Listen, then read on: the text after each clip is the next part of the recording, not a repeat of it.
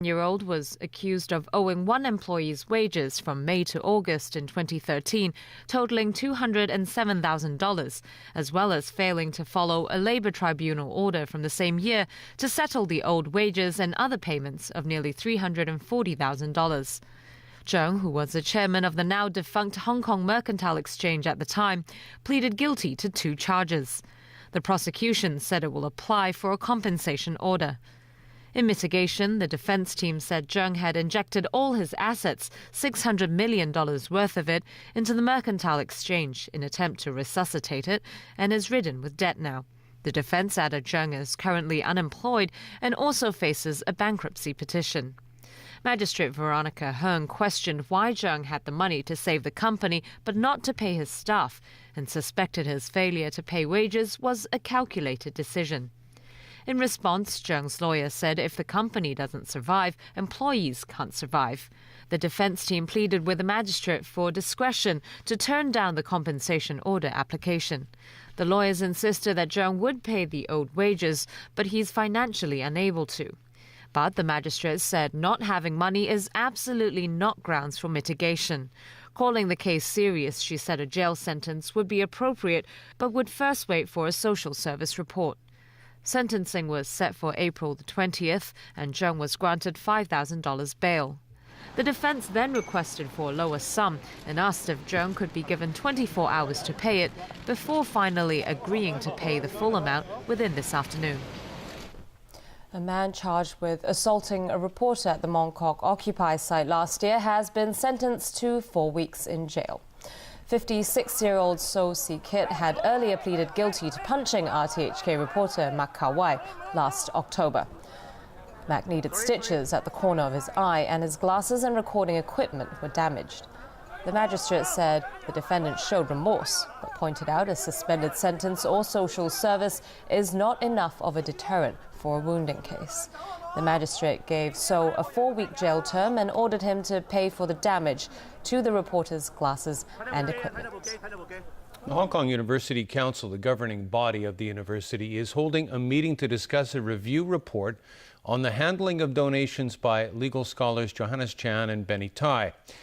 Last October, internal information was leaked to the media about Tai receiving $1.45 million in 4 anonymous donations. Out of this amount, $300,000 was given to the Faculty of Law, which was headed by Chan at the time. Another $800,000 was used to conduct an electronic de facto referendum. Today's meeting is to find out whether Tai complied with the university's rules in receiving the anonymous donations. A court in Indonesia today heard the clemency appeal for 2 Australians who are on death row for drug smuggling. Lawyers representing the pair presented their case for an appeal of the presidential decree that denied them clemency. The 2 convicted drug traffickers, Andrew Chan and Muran Sukumaran, are being held at an island prison off Java ahead of their scheduled execution. The head judge adjourned the hearing at Jakarta High Administrative Court until Monday. The court will hear the state's argument against the appeal. A Jakarta court last month dismissed the appeal, ruling that clemency is a prerogative of the president. Authorities had previously indicated the execution of the men was imminent. Your seafood may come from slaves. That's according to an investigation by the Associated Press news agency, which highlights the use of forced labor in the Asian seafood trade. Jameson Wong takes a closer look. Putting a human face to 21st century slavery. A group of men, most of them from Myanmar, locked up in a space barely big enough to lie down in the Indonesian island village of Benjina, which is part of the Maluku chain. This is what they were forced to do. They were brought to Indonesia through Thailand to fish. The modern-day slaves are held against their will until the next trawler forces them back to sea. Their catch, meanwhile, was shipped to Thailand before being sold to markets and restaurants around the world. The Associated Press talked to many of the forced laborers in its year-long investigation, and they said they had no idea where the seafood was headed. They only knew that the catch was so valuable they weren't allowed to eat it themselves. What's more, some agents are said to have become more desperate and ruthless in recent years. They're accused of recruiting children and the disabled, lying about wages and even drugging and kidnapping migrants. Both the Indonesian and Thai governments have promised to fight the problem.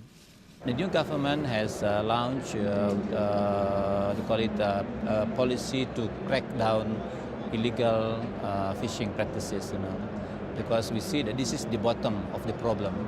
Still happen now. We try to solve it. It's going on. Right now it's ongoing. A U.S. trade group representing 300 seafood firms that make up 75% of the industry says its members are troubled by the findings, but it stopped short of endorsing a boycott. People talk about like boycotts and they say, well, why don't we just not buy seafood from there? Well, if you don't buy seafood from there, then you're not only not in the conversation anymore about labor, you don't have an ability to fix it. You don't have an ability to push for change. Jameson Wong, TVB News. An avalanche of mud and rock just east of the Peruvian capital Lima killed at least 7 people and destroyed 65 homes. Auto-sized rocks loosened by torrential rain came crashing into the town of Chosica, 47 kilometers east of Lima, earlier this week. The main highway linking Lima to central Peru remained blocked by the debris yesterday. The boulders smashed through brick walls and floodwaters carried cars and furniture through the streets.